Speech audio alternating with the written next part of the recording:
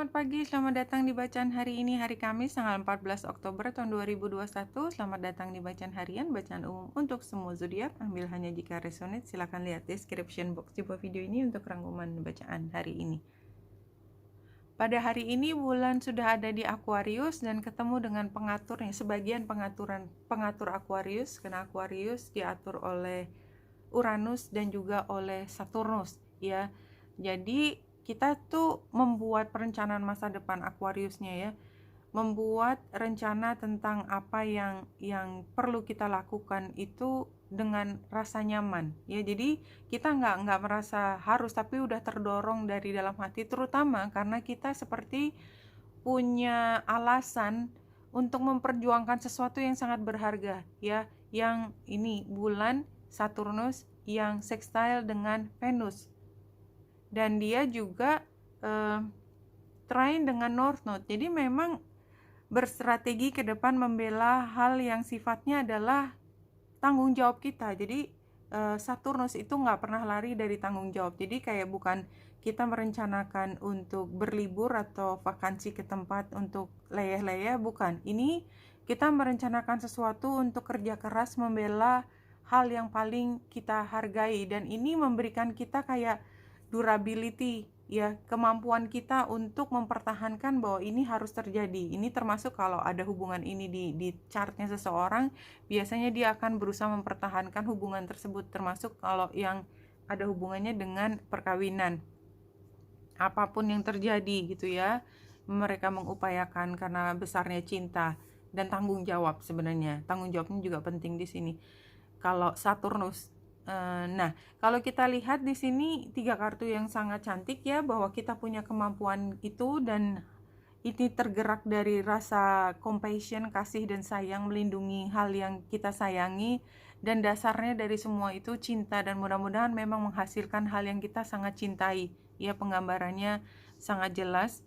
Kalau dari sini satu kartunya flirt, ya. Kalau flirt ini sebenarnya kan ini kartunya memang romance, ya, tetapi kan kita bacanya tidak hanya romance. Jadi flirt itu adalah ketika kita mengupayakan semuanya, tapi kita tidak dari awal sudah memastikan ini harus berhasil, karena flirt itu kan masih awal ketika kita mencoba. Kalau kita nggak mencoba sama sekali, ya tidak ada kesempatan.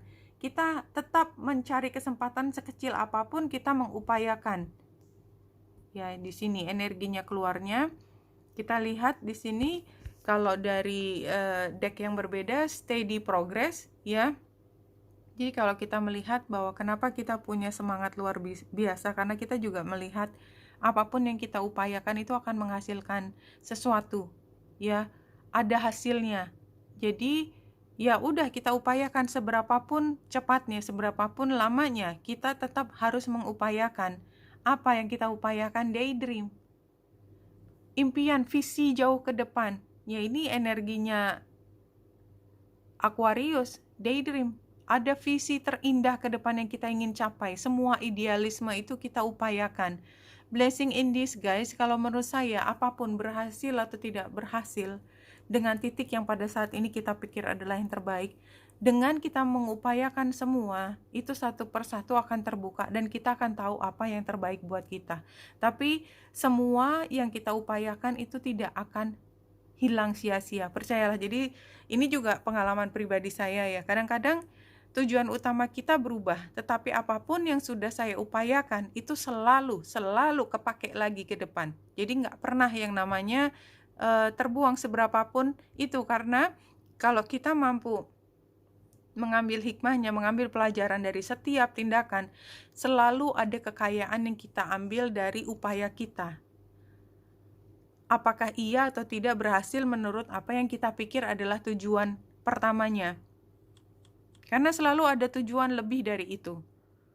Ya, ini energinya Aquarius, ya, the star.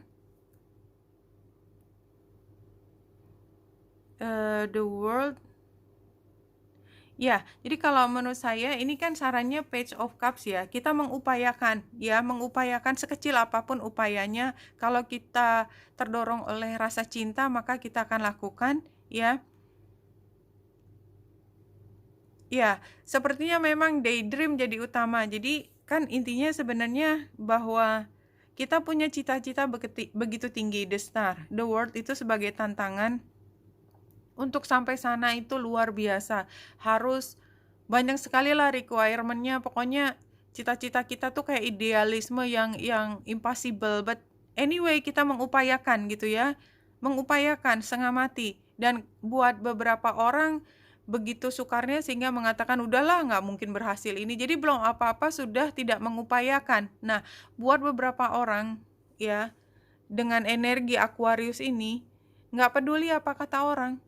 Kalau ini adalah idealisme kita, toh kita nggak bisa ngerjain selain dari apa yang idealisme kita. Nggak bisa kita memalingkan wajah dan melakukan sesuatu yang bukan kita inginkan. Anyway, lakukan saja seberapapun kecilnya. Dan mungkin memang ada saatnya kita memang harus berhenti di satu titik untuk kemudian melihat kembali. It doesn't matter, ya. It doesn't matter. Saya bisa sampai satu titik yang saya pikir dulu tidak akan pernah sampai di titik ini hanya karena saya ngotot seperti biasa. Gagal itu cerita belakangan. Apa yang saya upayakan, ya saya upayakan dulu. Kalaupun saya gagal di satu titik, kemudian saya berpikir, oh ternyata yang saya inginkan bukan yang ini persisnya, tapi ada yang lain. Allow us to comfort and cradle you in these changing and challenging times. We are always here for you. Kalau ini memang hampir sama seperti gambar ini sih. Jadi sementara tadi saya cerita panjang lebar untuk tidak give up ya, tidak give up walaupun situasinya sukar, tapi somehow kita tetap perlu take a rest ya, karena memang semua prosesnya steady ya, steady, nggak bisa ujuk-ujuk, tapi mimpinya jangan sampai hilang ya. Yang jelas kalaupun kita merasa begitu overwhelming ya, begitu berat, biarkan kita untuk sementara mencari situasi yang membuat kita recharge energi, walaupun kita melakukannya semua adalah atas dasar tanggung jawab dan cinta kita pada hal yang lebih tinggi, tetapi somehow kita juga manusia yang membutuhkan waktu untuk istirahat. Atau kalau kita simply berpikir yang kita lawan itu begitu besar, raksasa banget gitu ya, David melawan Goliath gitu ya, kira-kira seperti itu. Anyway, pada akhirnya David menang ya, Daud menang melawan Jalut. Tapi itu semua pakai proses, dan ketika ada saatnya berstrategi, mundur sejenak, biarkan kita lepas dan spirit memberi ketenangan pada batin kita untuk menemukan kembali caranya memenangkan battle-nya ini, pertempuran ini. Oke, Wenita Indrasa di sini, semoga membantu. Salam hati dan cahaya.